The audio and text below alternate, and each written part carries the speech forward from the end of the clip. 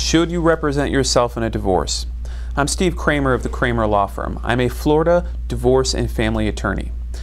This is a question you need to ask, and a lot of people don't take the consideration of this seriously enough. It's really important to have an attorney. Maybe you have a law degree, maybe you passed the bar, maybe you understand the complex rules, the complex laws, maybe you understand how parenting plans work, how evidence gets in court, how mandatory disclosure works, how pleadings work. Maybe you understand all these things, but if you're like most people, you probably don't, and the process can be very daunting. And even if you do a decent job representing yourself, is it really the best use of your time? Can you really get the best result? Is this really where you want to focus? And are you going to get the very best result? Are you going to be giving up something by representing yourself?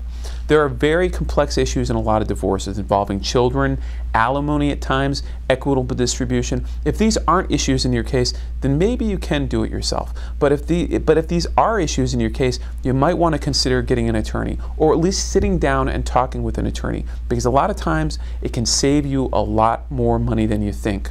Why am I telling you this? Because it's important to have good guidance in these types of issues. Family cases are not always so simple, and I'm glad to talk with you anytime. I do this all the time. If you want to talk, call the number below, and I'd love to talk with you and help you out any way I can and just give you guidance. If you're watching this video on Facebook or YouTube, click the like button below. That way you can share this information with your friends and family. And otherwise, thanks for watching. I appreciate it. I'm Steve Kramer, the Kramer Law Firm.